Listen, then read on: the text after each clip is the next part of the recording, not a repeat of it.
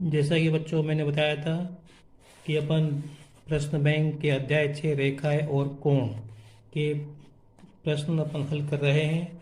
मैंने आपको बताया था पिछले वीडियो में कि इस अध्याय में से एक अंक के दो प्रश्न आएंगे, 3 अंक के एक प्रश्न आएंगे, कुल 5 अंकों के प्रश्न आए थे। इसके पहले वीडियो में मैंने जो आपको प्रश्न कराए थे वो एक एक अंक के थे। अब इस वीडियो में जो इसमें प्रश्न बैंक में प्रश्न दिए हैं वो 3 3 अंकों के हैं। तो ये जो प्रश्न है ये 5 6 7 8 9 10 ये 3 3 अंकों के प्रश्न है। आप मान के चलो इसी में से आएगा, बहुत आसान है। तो देखते हैं पहला प्रश्न क्या है, पांचवा प्रश्न क्या है। नीचे अपने को एक आकृति दी है, इसमें अपने को त्रिभुज पी क्यू आर दिया हुआ है और क्यू पी को हमने एस तक बढ़ाया है और यहाँ पे आर क्यू को हमने टी तक बढ़ाया है। ये कोण 135 डिग्री दिख रहा है, दिया हुआ है। देख रहे हो कि ये बहिष्ठ कोण है। इसी वजह ये कोण 110 डिग्री दिया है, ये भी बहिष्ठ कोण है। तो हमको कोण पी आर क्यू मतलब ये कोण पी आर क्यू, ये कोण हमको निकालना है। तो देखते हैं कैसे करना है इसको। तो बच्चों ये मैंने चित्र बना दिया यहाँ पे। इसमें पी आर क्यू बराबर क्वेश्चन मार्क लगा, मतलब ये हमको ये वाला कोण हमको निकालना है। तो इस प्रश्न को हम दो तरीके से कर सकते हैं। पहला तरीका मैं आपको बता रहा हूँ, इसमें देखो ध्यान से देखो जरा कि ये कोण और ये कोण, ये रुज कोण है, सरल कोण है, इसलिए इनका योग कितना होगा 180।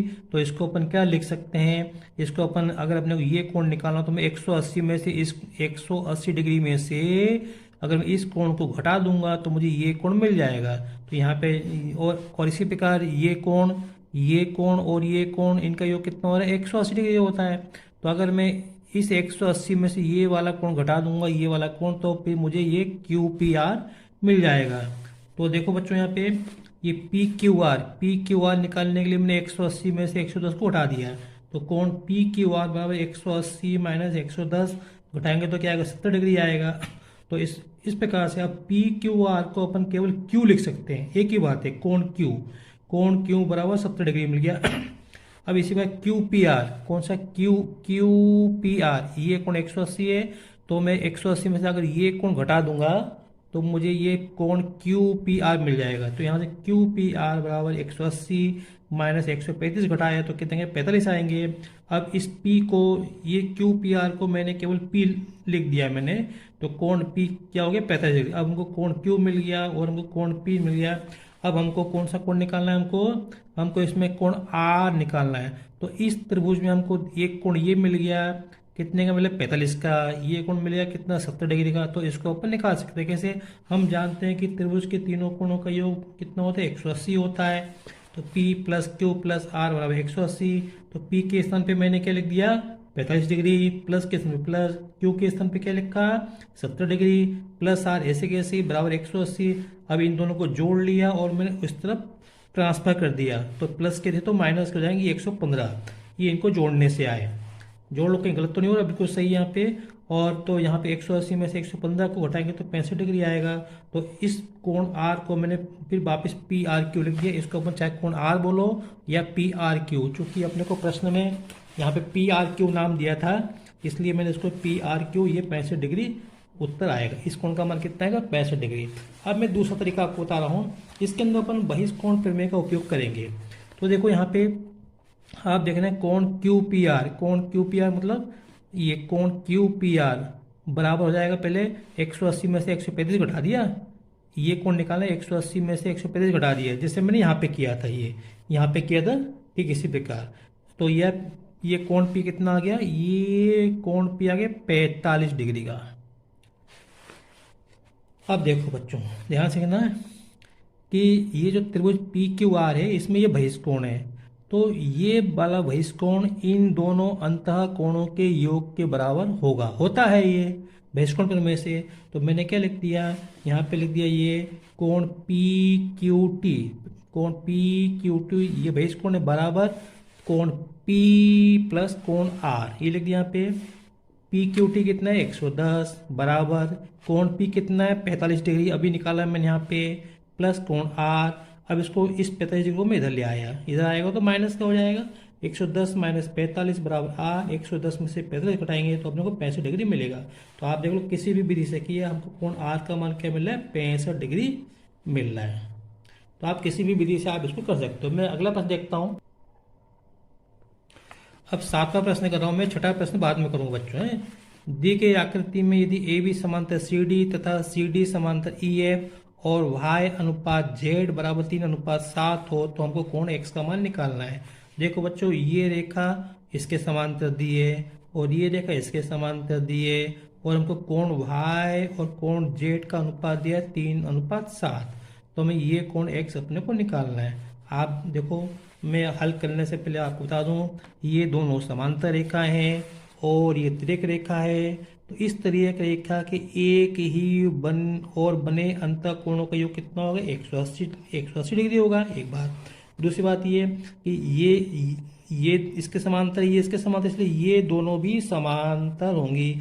जब ये दोनों समांतर होंगी, तिर्यक रेखा काटेगी तो ये कोण एकांतर कोण है, x और z, तो ये बराबर होंगे। ठीक है, अब देखते हैं अपन। तो बच्चों मैंने यहाँ पे चित्र बना दिया है। ये देखो रेखाएं मैंने ये जो की ये छोटी बड़ी बनाई चित्र में, तो बराबर की दी है मैंने छोटी बड़ी।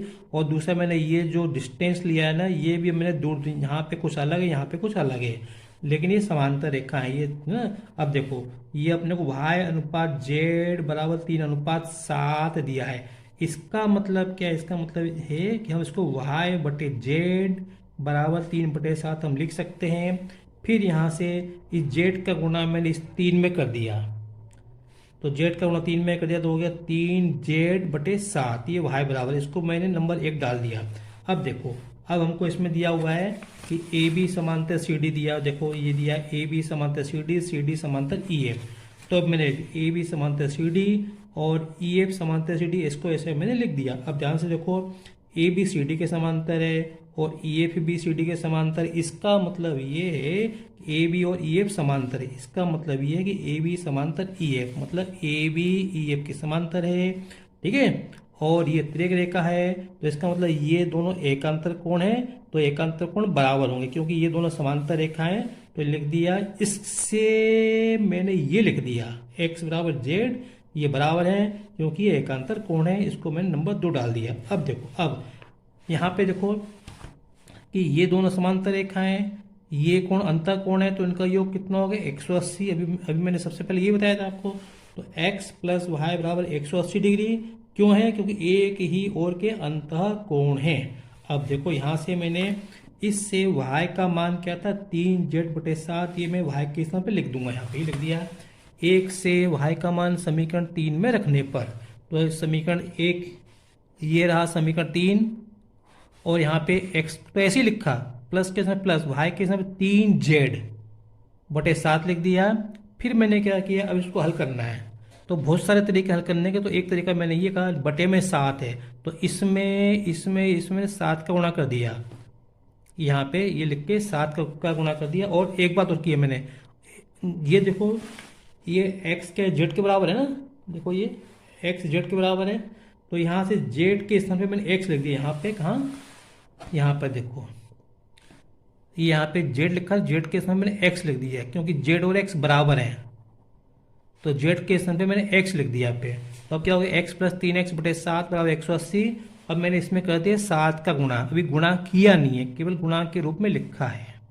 तो 7 का गुणा x में करूंगा 7x प्लस के प्लस, जब 7 का गुणा इसमें करूंगा तो 7 से 7 कट जाएंगे, तो 3x बचेगा बराबर। 7 का गुणा 180 में करूंगा तो 18 7 126, तो 1260 आएंगे। ये दोनों जुड़ जाएंगे, 7 और 3 10x। ठीक है, और ये 10 यहाँ से हटेंगे तो बटे में आ जाएंगे, 1260/10, ये बिंदी से बिंदी कट जाएगी तो 126, तो x बराबर 126 डिग्री आएगा। बस हमको ये तो निकालना था, हमको इसमें ये x का मान निकालना था, तो निकाल लिया हमने। कितना है, 126 डिग्री है, बस इतना ही करना है। फिर अगला प्रश्न देखो, अगले प्रश्न में बच्चों ये अपने को एक त्रिभुज दिया है, PQR दिया है, और ये हमने RQ को S तक बढ़ाया है, QR को हमने T तक बढ़ाया है। तो हमको ये सिद्ध करना है कि देखो अब हमको क्या क्या दिया है, ये कोण इसके बराबर दिया है, ये कोण इसके बराबर दिया है। यहाँ पे ये दिया, देखो बता दूँ, ये लिखा है पी क्यू आर बराबर P R Q, P Q R बराबर पी आर क्यू, ये कोण इसके बराबर इसने हमको दिया है। तो हमको सिद्ध करना है ये बाहर वाले कोण भी बराबर होंगे, अर्थात हमको सिद्ध करना है पी क्यू एस बराबर कोण पी आर टी। तो हमने ये हमको दिया है, ज्ञात है पी क्यू आर बराबर पी आर क्यू, ये पी आर क्यू लिख दिया मैंने। अब देखो आप ध्यान से देखो, ये कोण और ये कोण इनका योग कितना होगा 180 होगा, तो ये लिख दिया कोण पी क्यू आर प्लस कोण पी क्यू एस बराबर 180। ये क्या है, सरल रेखीय कोण है या रुज कोण है, तो यहाँ से मैं इस पी क्यू एस को इधर ले गया, तो प्लस का था तो माइनस का हो गया, तो 180 माइनस कोण पी क्यू एस बराबर यहाँ पी क्यू आर ये बचा रहा है। इसी प्रकार यहाँ से ये कोण और ये कोण इनका योग कितना हो गया 180, तो बोल दिया P R Q plus P Q T बराबर 180 डिग्री। यहाँ से ये पी आर टी को मैं इधर ले गया तो माइनस का हो गया, तो कोण पी आर क्यू बराबर 180 माइनस पी आर टी। बस अब मैंने क्या किया यहाँ पे, ये जो पी क्यू आर का मान क्या है 180 माइनस पी क्यू एस, ये मान मैंने इसके स्थान पे यहाँ पे लिख दिया 180 माइनस पी क्यू एस, बराबर के स्थान पे बराबर लिखा, फिर पी आर क्यू का मान 180 माइनस पी आर टी, ये मैंने इसके स्थान पे ये लिख दिया।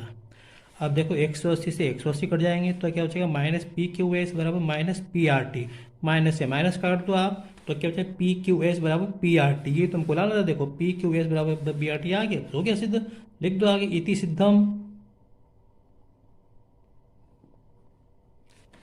मैं आशा करता हूँ कि बच्चों आपको ये समझ में आ रहा होगा। ठीक है बच्चों, वीडियो लंबा हो रहा है, इसलिए बाकी के प्रश्न मैं अगले वीडियो में हल करवाऊंगा। ठीक है, अगर आपको मेरा वीडियो पसंद आया हो तो इस लाइक करें, शेयर करें, सब्सक्राइब करें। Thank you.